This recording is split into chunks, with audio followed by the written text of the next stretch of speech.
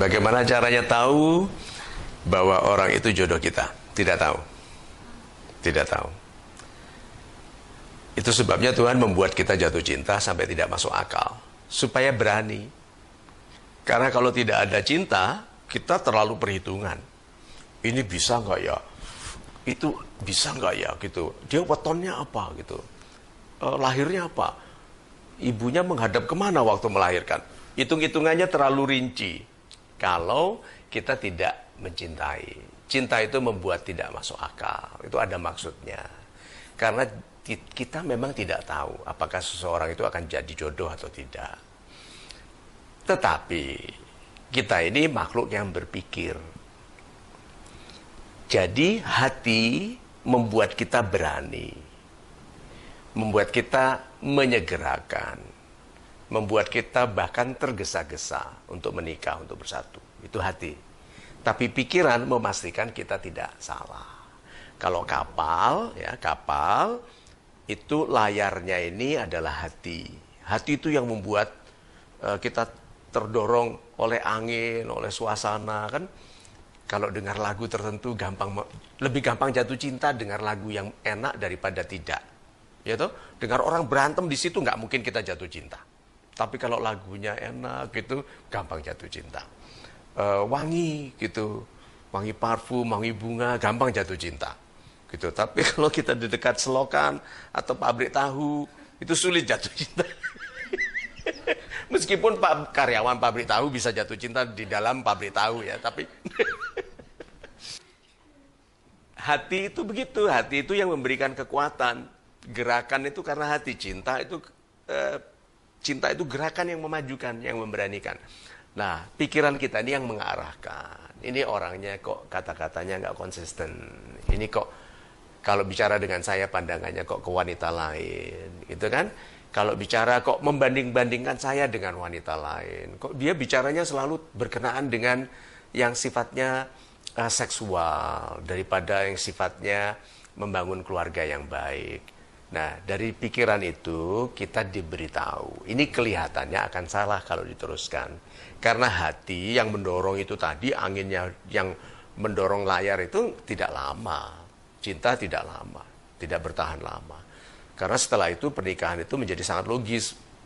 Semua keluarga muda yang baru menikah, beberapa saat setelah pernikahan, isinya bertengkar.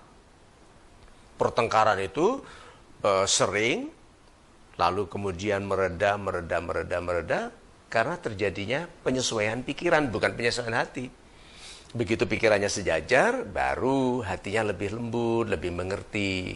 Bukan karena mengerti maka pikirannya baik, bukan. Dalam berkeluarga itu pikiran. Nah, jadi kalau bagaimana caranya kita tahu, lihat bagaimana caranya kita tahu kan, bukan bagaimana caranya merasa. Karena kita bagaimana caranya tahu seseorang itu jodoh kita, berarti berpikir. Itu sebabnya resiko dari jatuh cinta adalah lumpuhnya logika.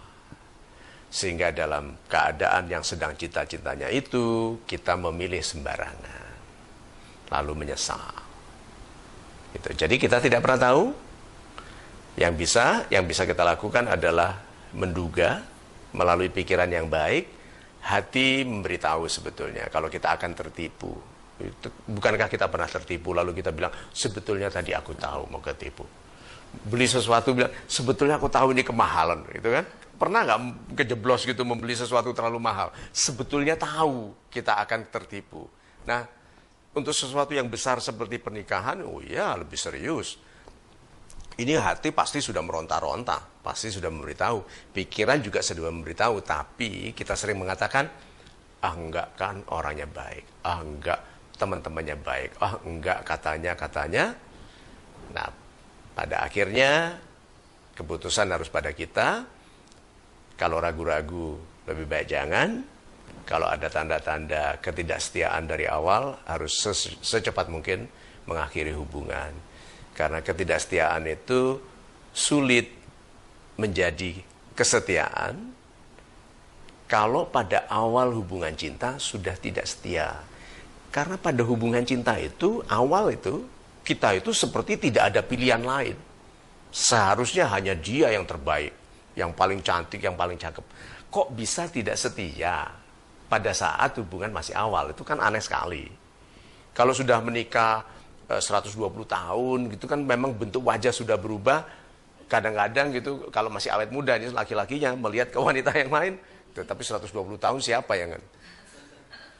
Kesimpulannya, pikirkan dengan baik. Itu sebabnya persiapan terbaik adalah memperhatikan nasihat sebelum jatuh cinta.